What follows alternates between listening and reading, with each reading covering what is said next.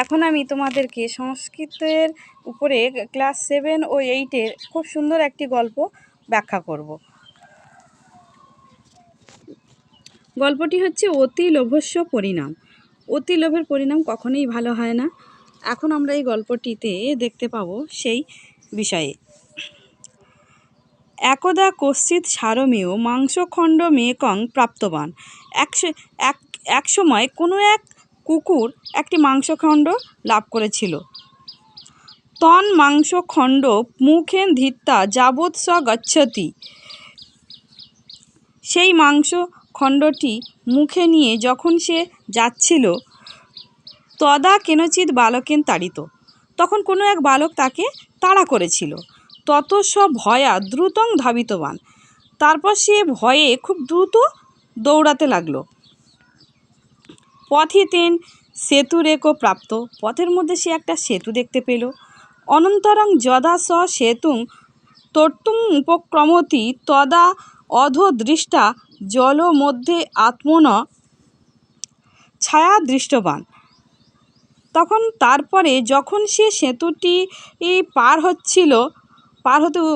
পার হয়ে যাচ্ছিল, তখন অধোদৃষ্টা মানে নিচের দিকে তাকাতেই জলের মধ্যে আত্মন ছায়া দৃষ্টবান মানে নিজের একটা প্রতিচ্ছবি বা ছায়া সে দেখতে পেল।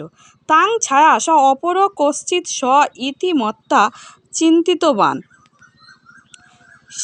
তাং ছায়া মানে সেই ছায়াটিকে সে অপর কশ্চিৎ স মানে অপর মানে অন্য কোনো এক কুকুর ভেবে চিন্তা করল অয়ং এনং আক্রম্য অশ্ব মাংসখণ্ডং গ্রহিষ্যামি। মানে অয়ং এনং মানে আমি একে আক্রমণ করে এর মাংসখণ্ডটি গ্রহণ করব। মানে আমি তাকে আক্রমণ করব, করে তার মাংসখণ্ডটি আমি নিয়েই নেব। অত স মনসি ইত্যালোচ্য তন মাংসখণ্ডং লব্ধুং জল মধ্যে লম্ফ প্রদানং কৃতবান। তারপর সে মনে মনে এইরকম আলোচনা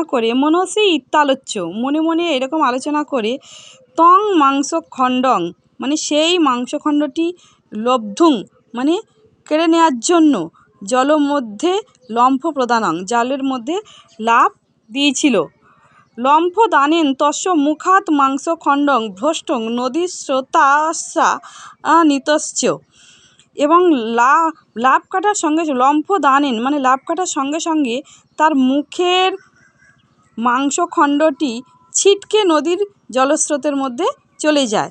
তত স কথংমপি তারপর সে কোনো উপায়ে সন্তরণেন তীরং প্রাপ্য প্রাণান রক্ষিতবান। তারপরে সে কোনো রকমে সাঁতার কেটে তীরে পৌঁছায় এবং তার প্রাণ রক্ষা পায়। সুতরাং এখানে আমরা দেখতে পাচ্ছি কুকুরটি তার অতি লোভের জন্য তার নিজের মুখের গ্রাসটুকুও হারিয়ে ফেলে। এখানে অতি লোভ করা কারোরই পক্ষে ভালো নয়। তাই আমার একটাই অনুরোধ, তোমরা চ্যানেলটিকে সাবস্ক্রাইব করো। Thank you.